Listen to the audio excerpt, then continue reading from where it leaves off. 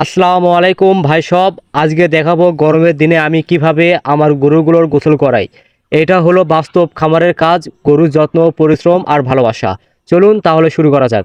সবার আগে গরুর পাশে গিয়ে থালা পারলাম, যাতে গোবর ফেলাতে সুবিধা হয়। কোদালের সাহায্যে মোটামুটি সব গোবর পরিষ্কার করা শেষ।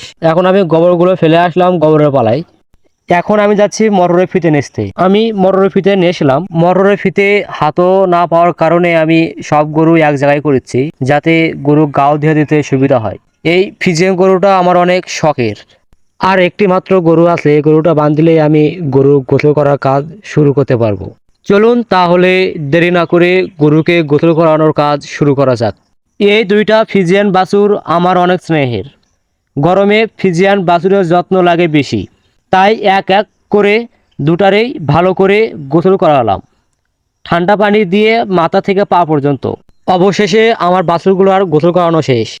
এখন আমি গাভীগুলোকে গোসল করাবো। প্রথমে লাল গাভীকে গোসল করাবো। এখন আমি ফিজিয়ান গরুটাকে, আমার অনেক শখের গরুটাকে অনেক যত্ন সহকারে গোসল করাবো।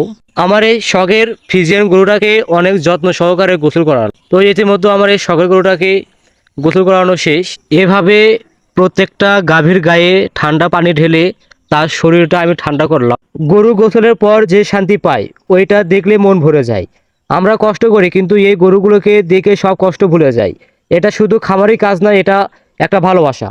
আপনারাও যদি গরুর যত্ন নেন, গরমে গোসল করান, তাহলে গরু ভালো থাকে। আমি যেভাবে করি আপনিও চেষ্টা করতে পারেন। সবাই ভালো থাকবেন। খোদা হাফেজ। আবারও দেখা হবে নতুন ভিডিওতে।